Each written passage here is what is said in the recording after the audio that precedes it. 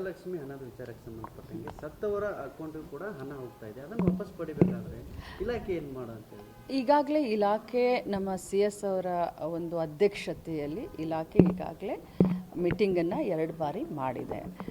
ಸ್ವಲ್ಪ ಜನ ಅಂದರೆ ತೀರ್ಕೊಂಡವ್ರ ಮೇಲೆ ಅಂಥವ್ರಿಗೂ ಕೂಡ ಗೃಹಲಕ್ಷ್ಮಿ, ಯಾಕಂತಂದರೆ ಅದು ನಮಗೆ ಗೊತ್ತಾಗೋದಲ್ಲ ಇಮಿಡಿಯೇಟಾಗಿ.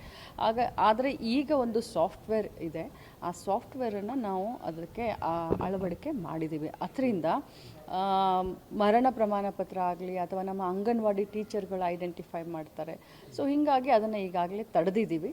1 ತಿಂಗಳು ಹೋಯಿತು, ನಾನು ಅದನ್ನು ಹೇಳಲಿಕ್ಕೆ ಬಯಸ್ತೇನೆ. ಬಟ್ ಅದನ್ನು ರಿಕವರ್ ಮಾಡಬೇಕು ಅನ್ನುವಂಥದ್ದು ಹೊಣೆಗಾರಿಕೆಯನ್ನು ಕೂಡ ಕೆಲವು ಬ್ಯಾಂಕ್ಗಳಿಗೆ ನಾವು ಹಾಕಿದ್ದೀವಿ.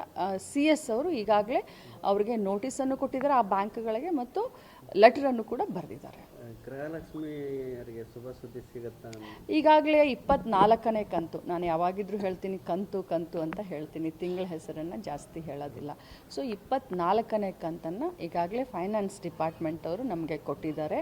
ಸೋಮವಾರದಿಂದ ಮುಂದಿನ ಶನಿವಾರದ ಒಳಗಡೆ 24ನೇ ಕಂತು ಬಿಡುಗಡೆ ಆಗುತ್ತೆ. ಮೇಡಮ್, ನಾಯಕತ್ವ ಬದಲಾವಣೆ ಆಗುತ್ತೆ ಅಥವಾ ಗೃಹಲಕ್ಷ್ಮಿ ಹಣದ ವಿಚಾರಕ್ಕೆ ಸಂಬಂಧಪಟ್ಟಂಗೆ ಸತ್ತವರ ಅಕೌಂಟಿಗೆ ಕೂಡ ಹಣ ಹೋಗ್ತಾ ಇದೆ, ಅದನ್ನು ವಾಪಸ್ ಪಡಿಬೇಕಾದ್ರೆ ಇಲಾಖೆ ಏನು ಮಾಡೋ ಅಂತೇಳಿ ಈಗಾಗಲೇ ಇಲಾಖೆ ನಮ್ಮ CS ಅವರ ಒಂದು ಅಧ್ಯಕ್ಷತೆಯಲ್ಲಿ ಇಲಾಖೆ ಈಗಾಗಲೇ ಮೀಟಿಂಗನ್ನು 2 ಬಾರಿ ಮಾಡಿದೆ. ಸ್ವಲ್ಪ ಜನ ಅಂದರೆ ತೀರ್ಕೊಂಡವ್ರ ಮೇಲೆ ಅಂಥವ್ರಿಗೂ ಕೂಡ ಗೃಹಲಕ್ಷ್ಮಿ, ಯಾಕಂತಂದರೆ ಅದು ನಮಗೆ ಗೊತ್ತಾಗೋದಲ್ಲ ಇಮಿಡಿಯೇಟಾಗಿ.